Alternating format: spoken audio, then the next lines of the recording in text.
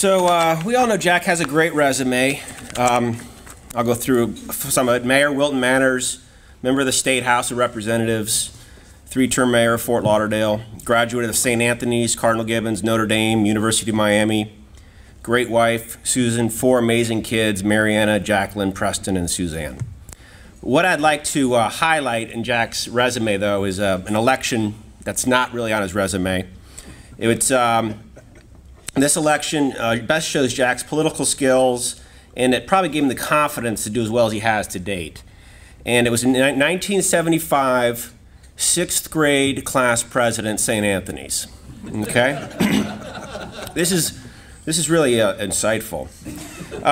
So Jack, in 1975, Jack transferred to St. Anthony's from St. Coleman's in Pompano. And so here he is, he's a new guy on campus. Who graduated from St. Anthony's in here? I know Billy, me, Jack, a few others. Anyway, St. Anthony's in 1975, the campus, Jack shows up on campus. The campus was 2 oak trees, a chin-up bar, and a bunch of broken glass. It was a beat-up old grade school. No AC. It was really a mess. So Jack shows up on campus, and he runs for president of the 6th grade. He's been on campus for a day. Okay, so he's the new man on campus. Very bold. His opponent is Brenda Taylor.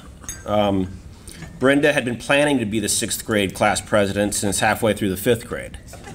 And wasn't happy to see the new guy show up, and was like, man, my campaign's now I got a competition. She had her team and thought it'd be a landslide, so Brenda was caught off guard, and she could not have anticipated a smooth talker from St. Coleman's showing up. Brenda was an aggressive candidate and even resorted to some negative tactics, in calling Jack an interloper, a carpetbagger from up north. St. Coleman technically is north of St. Anthony. Anyway, Jack won the 6th grade election after being on campus for about 2 days, and it showed his skill as a candidate, his campaign prowess and his confidence. It all started in 1975. So it all came together through that first election, and everything else has since been history. So what can we as executives learn from Jack? And I have a quote from Stephen F. Hayward, who wrote a book called Churchill on Leadership. So here's the quote I like. While the business executive can look to the bottom line as a North Star, the political executive confronts a Milky Way of competing and shifting priorities, requiring a full measure of judgment, vision, and persuasive skills. So, as tough as our job is as executives to run a business, it is much, much easier compared to being in the political arena. And I think that those words in that quote really help define leadership. And I think of all the things we can say about Jack, he's a great leader. Good judgment, vision, and persuasive skills. So Fort Lauderdale is very fortunate to have Jack as its mayor. He's a great leader. Fort Lauderdale has been well led and is prospering. So I think Jack has a great future in Florida. He's a great friend and also a statesman. Here's Jack.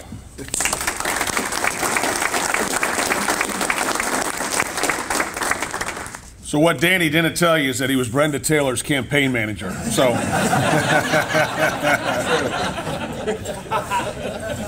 I appreciate you running her campaign, Dan. That was nice. That was good. All seriousness, good morning. It is awesome to be here. And as I was listening to you all do your introductions, it hit me. I said, you know, you guys are Fort Lauderdale. And we talked about this a little bit last year, but it is amazing.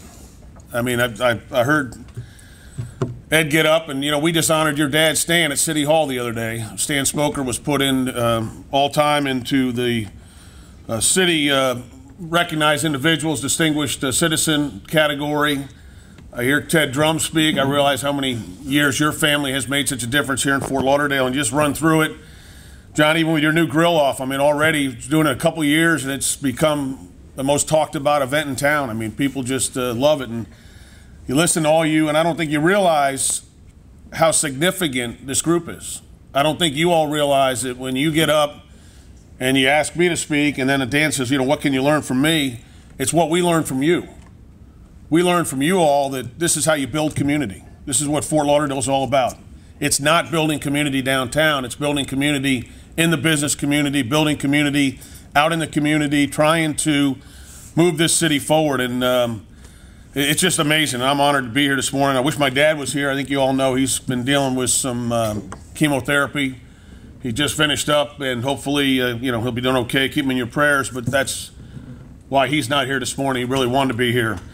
Let me just, couple thanks in addition to the drums and the smokers I just mentioned. One, Kathleen Cannon. What an amazing event. I don't know how many of y'all made it to the grand opening of the new Mission United facility the other day, but what the United Way has done for our veterans and what individuals in this community have done for our veterans, it's awesome. And if any of you are veterans, let me thank you now. I know it's we just celebrated Veterans Day last week, but this is an opportunity, and you, Mr. Drucker, you talk about your son. We live in this country with the greatest lifestyle, the greatest quality of life because of what our veterans do. And so Kathleen, the United Way, has stepped up for those veterans. We've got others that have stepped up with Operation Lift Hope and various groups, but it's fantastic what we do for our veterans now. And at Veterans Day the other day, it hit me. I said, about 30, 40 years ago, the veterans came back and they were completely unappreciated. Veterans came back and we'd look at them as a community and say, boy, they were off fighting a very unpopular war, and so now these are unpopular veterans.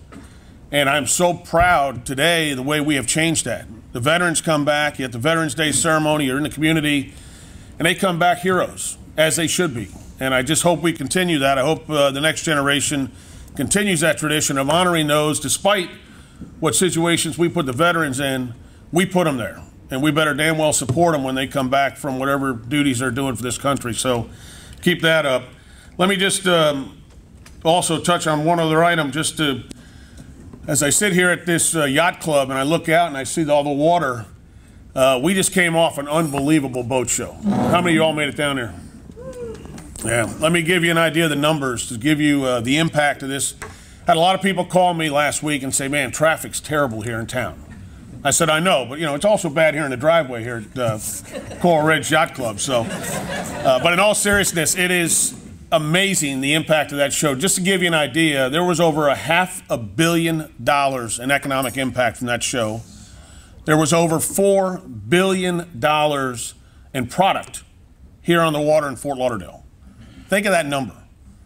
$4 billion. This is an industry that each year generates in the Broward County area about $9 to $10 billion. We're in the middle of an economic study right now, but it's an industry that generates about $9 to $10 billion in economic impact. Give you an idea, tourism is probably our biggest industry right now. It's generating probably around about $11 billion, but right behind it, very close, is that marine industry. So as much as you got frustrated by the traffic, got frustrated by maybe not being able to get into your favorite restaurant or your favorite store because of that traffic, keep in mind they're leaving behind $500 million in economic impact just out of that one event.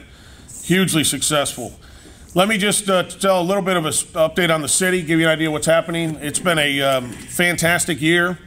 The number I'm most proud of this year is 4.9%. And that's a number that you all created. That's a number that you're responsible for. That 4.9% is the unemployment rate in Broward County.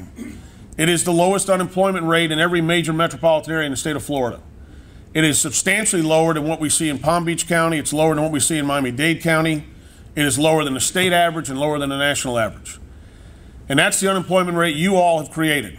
All this talk about, hey, thanks for the referral, thanks for the work, thanks for the business. Every time that happens, every time one of you has to expand your business, hire somebody else, you're lowering that rate. And I tell you, that's the rate, as I said, I'm most proud of, because when you look at everything we can do for anybody in this world, for any family, for any friend, is to find them a good job, good employment. We spend all this time with all these social issues, all these other economic issues, and really the only number that really matters is the unemployment rate. People are working, people are feeling good, people have self-esteem. People are working, are able to support their families, they're able to move forward. I had talked to the White House Office of Intergovernmental Affairs about 2 years ago, And at that time, we had an unemployment rate around 5.5, maybe a little higher. And I remember them saying, well, you'll never get below 5 again. Because that 5 is it's kind of the new low. It's sort of the floor.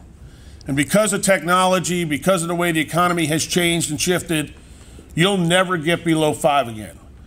And so when we hit that 4.9% number last month, I sent a text up to Jerry Abramson, who heads up the White House office, and I said, hey, Jerry, what were you saying about that 5% number? Texted him. He wrote back. He says, this is fantastic. And it is true. We need to see that unemployment rate stay in the 4. The other number, let me hit you with, is 70. Who knows what 70 is? 70 straight, well, I know Mike Weymouth knows back there. He runs a hotel. 70 straight months of tourism growth in Fort Lauderdale.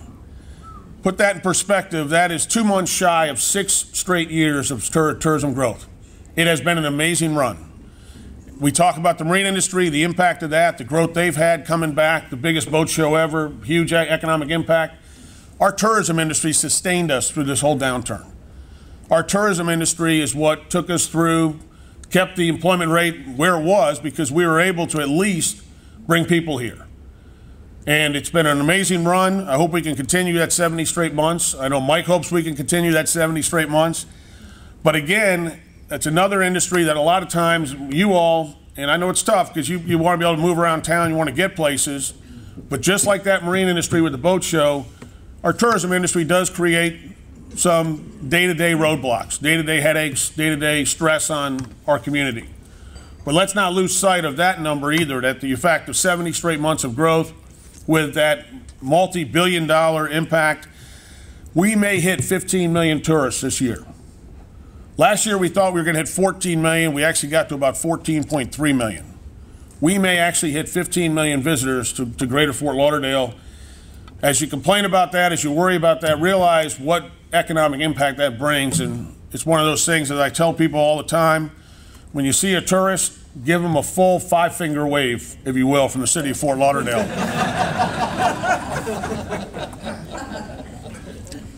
And the last number I want to hit you with this morning is 4.1193. And it's a number that I think in the past I've spoken to you. 4.1193 is your property tax rate. And as you look around South Florida, you realize that that's a pretty darn low rate. It is actually the rate that we had when we started. 4.1193 is now, we were just notified by the state of Florida, we are now the lowest property tax rate of the 25 largest cities in the state of Florida. So as we took off back in '09 and we came into office, and I came with a great group of guys, 2 of them still serving with me. One, Romney Rogers, you all know Romney, fantastic guy, first class. Talk about a guy that builds community. Romney Rogers knows how to build community. But Romney came in, he came in a very fiscally conservative manner. Bruce Roberts came in. Many of you know Bruce Roberts from being around here. Bruce, the former chief of police. 6 years as the chief of police, 35 years on our department force. The 3 of us have served together now for 7 years. We have never raised this tax rate, this 4.1193. We've added 2 additional commissioners recently. Guys, 2 great guys. You really ought to have them come here and just say a few words. One, Robert McKenzie, who, by the way, went to St. Anthony with Danny and I back in 1977. And the other is Dean Trantalis, who represents a lot of the beach area. But both those guys, a great team to work with. But that 4.1193 is a very significant number because now being the lowest property tax rate in the state of the 25 largest cities, it gives us an unbelievable ability to compete. It gives us the ability to recruit businesses. Steve Palmer will tell you he deals with this stuff all the time with Styles.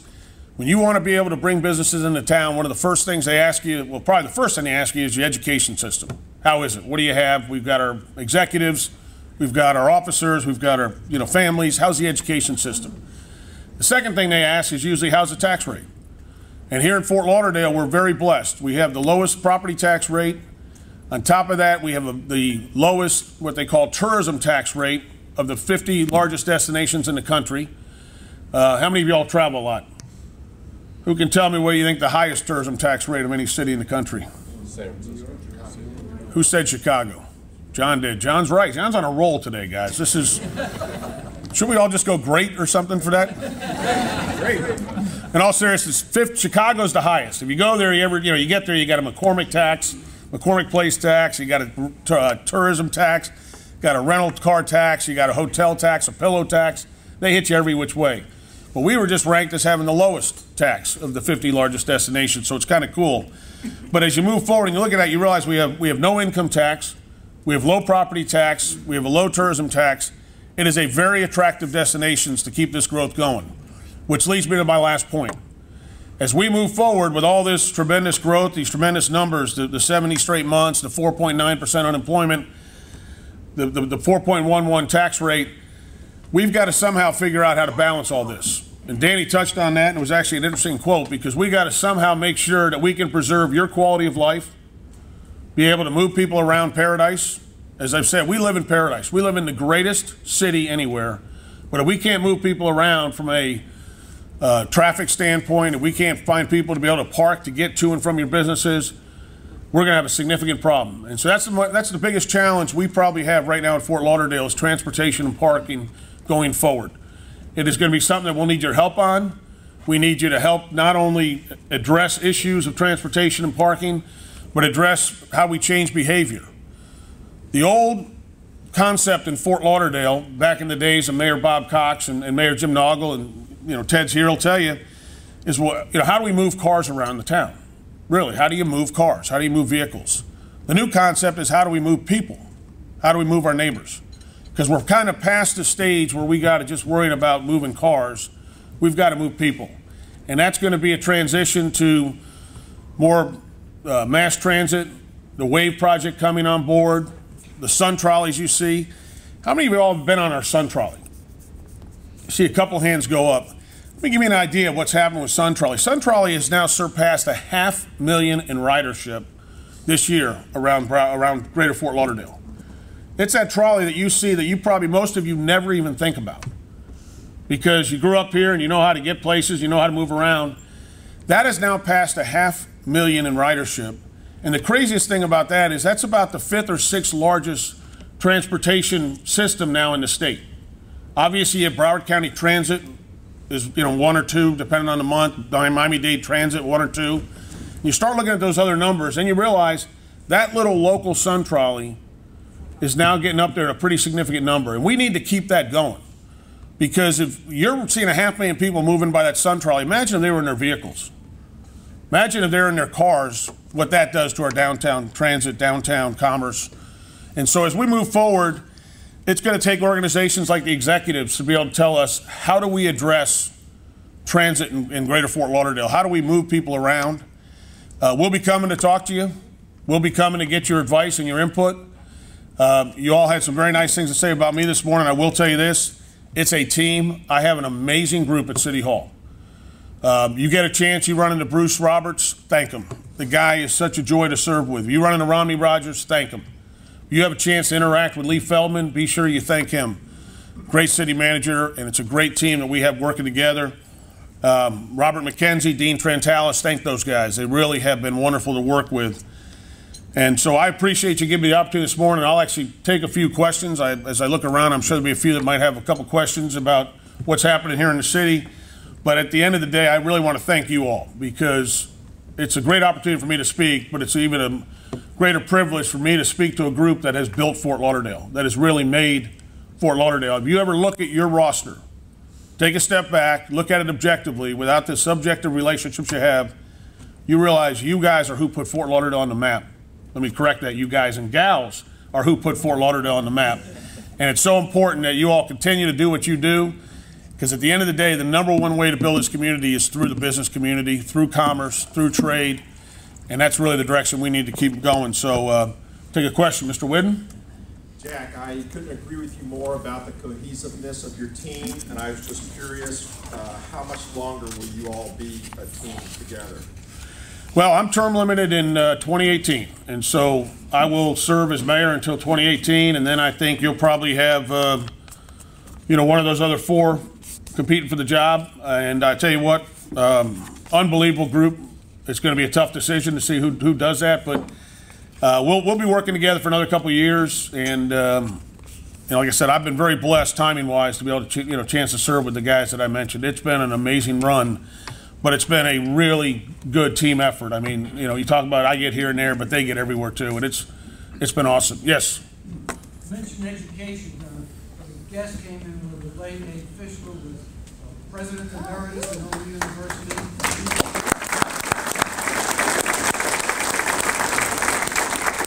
a former member of the Execs. I'm not sure which one's more prestigious. Today's paper announced the opening of the stem cell research facility at Nova Southeastern University. And that's a milestone. That's the kind of things that we should applaud and look forward to and support with the leadership. No, I agree. And let me tell you, first of all, obviously I've known Abe for a long time, and he's a legend here in the greater Fort Lauderdale area. But let me just also comment about Nova for a second. Every great city has to have a great higher ed system, not just pre-K through 12, but you have to have a great higher education system. Nova has been able to elevate Fort Lauderdale in the process because Nova, we don't have a school based here. FAU is based out of Boca. They've now expanded their presence in Fort Lauderdale, and that's been awesome. But Nova really stepped up and became our higher education system. And now the combination of Nova, under the leadership of George Hanbury, who used to work for the city of Fort Lauderdale, city manager. You look at John Kelly at FAU, another just fantastic administrator. And then David Armstrong. For those of you who know David Armstrong, the guy is a rock star. You talk about a guy building community. I'm sure, Kathleen, you know. If you do an event at United Way, he will be there. And you look at those three leaders now heading up our college and university system. Fort Lauderdale needed that to get to where we are today. And they've now elevated the city in elevating their educational system. So I hope you all continue to support those three programs because it's amazing. And Abe built one of those schools, and I'll tell you what, did an amazing job. Jody? I have two questions, actually. Curious about, you mentioned traffic, the fast train that's coming up in 2017. All aboard Florida. Yep. Right, okay. I understand it's supposed to pass through the city 32 times in a day. I might have that number wrong. That's one question. The other question is your position on prohibiting fishing on the beach. Well, the easy one is my position on prohibiting fishing on the beach. I think fishing is a great activity. I think fishing is an activity that is probably given more father and sons and mothers and daughters and parents and children an opportunity to talk about stuff as they fail to catch fish but make a great effort to try to fish. And I am not going to do anything that would prohibit or restrict fishing on Fort Lauderdale Beach. I think that's something we need to have here in the community. Some people are saying, oh, as we're coming this world-class destination, we got to get the rods off the beach. I think it adds to the whole sense of community. I think people want to see that activity out there. So that's not going to change, and we won't do anything about these flyboard either. So who was the guys going off to do the flyboard? There you are, geez. I thought, what a coincidence, two of us going over there to do the same thing. That's really cool. Second thing, the All Aboard Florida. That is really an amazing concept that's being proposed. But All Aboard Florida is going to bring 16 trains going north and 16 trains going south through Fort Lauderdale. But as a result of the original plan was to go from Miami to Orlando, we were able to get a stop here in Fort Lauderdale. As a result of us being able to get a stop, we were also able to negotiate a lot of very favorable terms. The first of which is we're going to create what they call a quiet zone all the way through Broward County. We're actually working on that right now with the federal government. I was up there a couple months ago, but there'll be a quiet zone so that they don't have to be blowing those horns. If you can secure the intersections, they don't have to blow the horns. If you have an unsecured intersection, they have to blow those horns. So obviously the goal is, as we bring this train through, to secure all the intersections properly, we can create a quiet zone through the city. So those of you that don't want to hear that train horn at 2 in the morning or 4 in the morning, you get that relief. And so that's really a good thing that's come out of this. The second thing is that because of the bridge at the river, we were able to negotiate with them opening time and closing times. And as a result, we actually got a very favorable opening and closing time that the marine industry has kind of agreed with, that they can live with going up the river. And that is now ground zero. So all the crossings happen simultaneously there, to 16 north to 16 south. Always the ground zero on that is the railroad bridge here in Fort Lauderdale. So that'll time it. The third thing is, people don't realize when you're talking about these trains, you're thinking of these big trains that come out of Port Everglades and these trains that go north-south up and down the coast. These trains will be through an intersection in less than a minute. So we're not talking about, this is high-speed rail. So remember, picture, this is going to be, it's going to go down, be closed for less than a minute. They come through, and then it goes back up. So you're going to see closings more frequently, but actually much quicker, because they actually, the timing on these things, they get through the intersection like 45 seconds in the city, and then you got maybe a minute on each side, so that's quick. And the last thing we negotiated also was that the railroad bridge at the river will actually have a bridge tender. So now it is open and closed from Jacksonville. So I don't know how many of y'all are, boaters, but when you're caught at that bridge, most frustrating thing in the world is you pull up, it goes down, and a train's coming, and about 20 minutes later, the train comes through. Then you sit there for a while, and about 20 minutes later, it opens back up, and everybody says, man, what the heck happened? That's being done out of Jacksonville. They don't have that visual ability to fully look at that whole bridge, so they just err on the side of caution, opening and closing. That will now have a bridge tender in downtown Fort Lauderdale. So when that does open and close, one, it'll be, like I said, much quicker, but two, even for the cargo and freight trains, there'll now be a full-time bridge tender there that'll be able to open and close a lot quicker. So all aboard Florida should be ready to go by the end of 2017. We're looking at that time frame, but it's going to be amazing, folks. You'll be going to and from Orlando on high-speed rail, and the station's right in downtown Fort Lauderdale next to City Hall. You'll be able to pull into Orlando, pull into West Palm, and pull into Miami. Those are the only 4 stops they're allowing, but it really will be amazing for our tourism and moving people around instead of moving cars. Yes? I have a question. Our business is on Sunrise Boulevard. We live in Coral Ridge. But that whole section of Federal Highway going from, let's just say, 26th Street all the way around Sunrise Boulevard is like a parking lot often. Do you guys have any plans to solve that issue? We're actually working with DOT on that now. Believe me, that is probably Sunrise Boulevard and Oakland Park Boulevard probably give us more headaches than any streets you can imagine. And the problem we're having with that is, we wanted the upgrade to the Middle River Bridge. We were the ones that asked them to raise that bridge. So that project, when they were already going to replace it, we got them to raise it, which helped the property values up the river, because you can get a little taller boat in now going up through Sunrise Intercoastal, then you go up through, George English Park and up that way. Well, we raised that bridge, but that project has gone on now for about 18 months. It is a very difficult project from a traffic standpoint. So what happens is now people are now, tired of going that way. That whole Sunrise Boulevard intersection, Gateway Cinema, Gateway Theater, has just become a nightmare. We're working on plans with DOT now. We hope to have something rolled out in the next probably 6 to 9 months. But again, it's just the reality of, as I said, the numbers, 15 million tourists coming to the greater Fort Lauderdale area. I have a follow-up question. I don't know personally about the whole thing, but can you give us a quick synopsis on what I've heard is a huge uprising in Sunrise Intracoastal area, being upset about these multi-family condo projects that you guys are going to try to, someone's trying to build behind the Galleria Mall? Well, first of all, it's not you guys, because these are not our projects. Let me just say it, and Steve will probably vouch for me on this. We have had, people don't really understand what's happening. We probably have dozens of projects brought forward now about every week.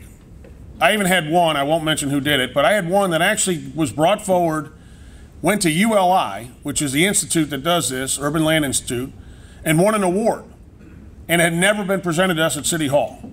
So I get a call from the Urban Land Institute to ask me about this beautiful project that just won an award at their national convention, and they said, well, what's the city's feeling on this? How soon is it going to be up? How excited are you? And I said, I don't even know how to tell you this, but that has never been submitted to the city.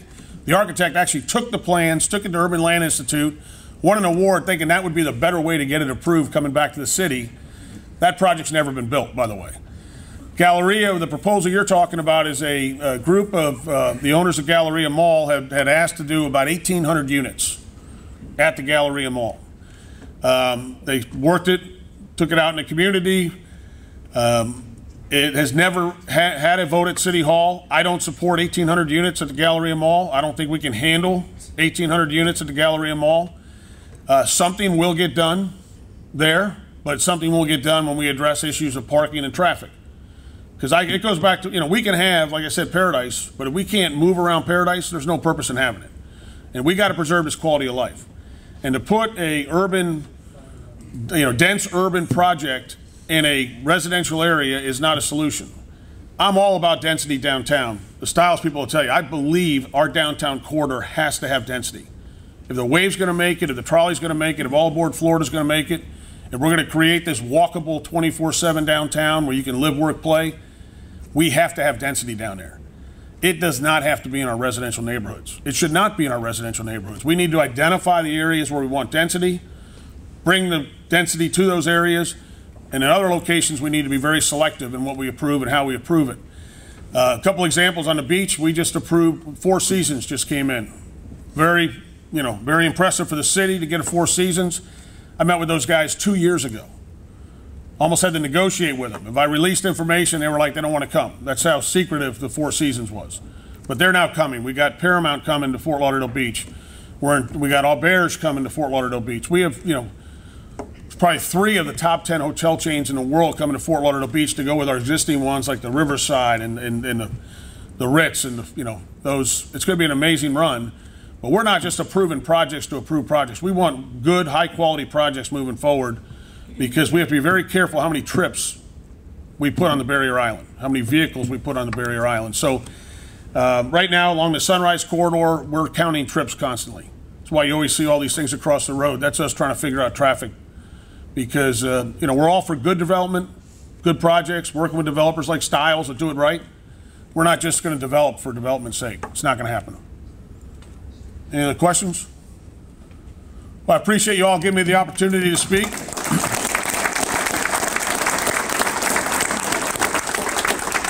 And I'll be happy to come back anytime. Let me just remind you, although it was mentioned earlier by Rob, but Winterfest Boat Parade coming up.